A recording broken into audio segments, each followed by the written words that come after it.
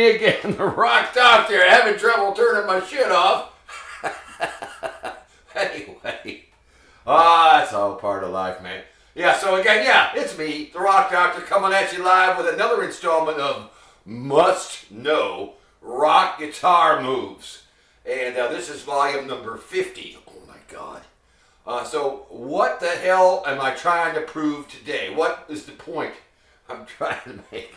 Well, that little playthrough I did there, once again I'm in E. Oh my God. And I'm using my backing track in E number 1. I looped the first section. And if you've been following along, you probably know by now that the that first section has, it goes like this.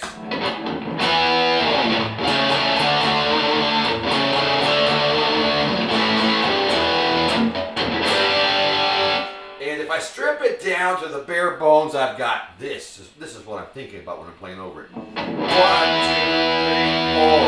2, 3, 4. 1, 2, 3, 4. 1, 2, 3. So what is all that crap? Okay. So the first two chords that I played, E to D, that was 2 measures worth of chords. And the thing I did there that was important was I played some of my licks, the essential licks basically, and the licks last for 2 measures or 2 bars as well, and the last note of each lick hits the chord at the end of the 2 bars. So, now, let me pull up the dry erase board now next. Here's what we're trying to accomplish. You know, if you listen to some iconic solos like Stairway to Heaven and, well, anything else like that, what you find is the guitar players are working their way up the neck or back down the neck through some of the pentatonic shapes. So that's what I did here today. Take a look, dry erase board time. Look, I started out here in the key of E minor. I used pentatonic scale 3, that's what I call it, in the 7th position. And I played a lick there. The next lick kind of traversed from scale 3, this guy, into 2. The third lick stayed there as well, in the 10th position, and then I finished off in the 1st position. So what I'm trying to suggest is, you know, if you're just learning, you're getting a handle on putting licks together, you should try this. Learn what I put down there. I'll tab it out for you, and then try some of your own. Just keep in mind, what do you have to keep in mind? Keep your licks in the 2 measures long length. You know, try to use mostly 1/8 notes. Don't go beyond that if you don't know what you're doing. Don't do it. Lock into the beat. 2 notes on a beat. There's a couple places where I let it, at the end I usually let a note ring for a whole measure, but just learn that stuff. It's important. And I mean, there's nothing wrong with just jamming in the home scale and staying there. Lots of players do it. That's not a crime. But you know, sometimes you end up somewhere else and you got to know what to do when you're in the 7th position or whatever. So it's nice to know, and you don't really have to learn anything new. You just have to know how to find those licks in different places. That's what it's about. So using more of the neck and getting around the neck without sounding like a dummy. Okay, let me get this thing out of the way. All right. Now let me do this real fast. Let me outline the licks. The first lick, this guy. Well, that's basically an offshoot of my essential lick number 1. It's a whole step bend, and I bend it up to the E note. That was the 10th fret of the B string. And, but I let it come back, and the reason is because the chords underneath went from E and finished on D. So I had to make sure that lick resolved it to a D note. So I went like this.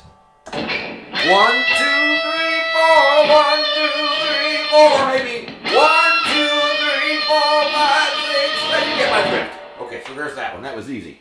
The bottom string 10th fret pushed up, let it come back. 2 bars long. Okay. The second lick, still in the same position there, pentatonic scale number 3. I did this.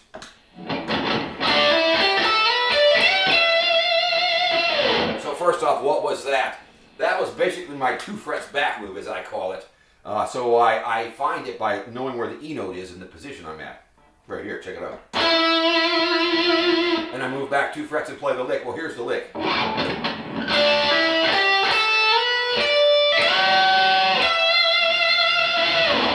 And I put the bend in there, just thought it sounded cool, but I resolved it to E. Here's the frets on this one. I'll walk you through it this time. On the G string, I hammered from 7 to 9. Then I went to the B string and I hammered from 8 to 10. Slid to 12. I went to the bottom string and played 10. Played 12, bent, and I let it come back to that E note, which is the chord underneath it is E. So here's the count of it. 1 and 2 and 3 and 4 and 1, 2, 3, 4. There's that one, not hard. All right, the third lick. I stayed now in a pentatonic shape number 2 in the 10th position, and I played this.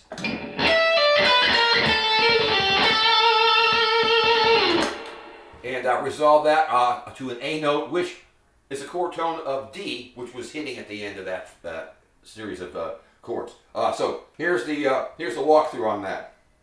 On the high string, I played 12, 10. Then I went to the B string, and I played 12, 11, 10. Hammered back on to 11, pulled it off, hammered to 12 on the G. Like this.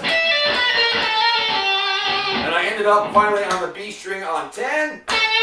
That's our chord tone for D that's happening at that moment. And then that takes us to the final lick. I moved up to the home position in the 12th fret area, pentatonic scale 1, and I played this. Hope I remember, huh?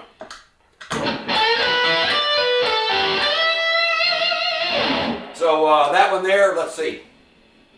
I started out on the G string 14 and bent that up a whole step. Oops. Then I barred my index finger across the B and the E strings at the 12th fret. Played the B, 12, then the E 12. Okay? Then I went to the B string 15 and pulled off.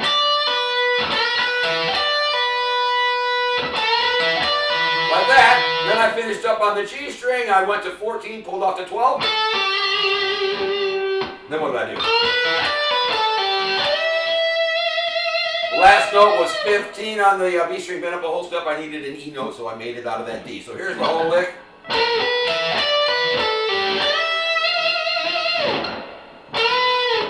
and 2 and 3 and 4 and 1, 2, 3, 4. So there it is. So yeah, it's a good idea to try to be able to put a few licks together that cover different areas of the fingerboard and link them together. It's a good skill set to have. So that's it. Again, I'll have the tab scrolling down through the beginning there as I play through it initially. Learn it. Try it. Make up some of your own. And you'll thank me later. All right. It's me, the Rock Doctor. Don't forget to like, share, subscribe. I'm not supposed to say order me a pizza, but I love pizza, so whatever. All right, I'm out of here. Bye.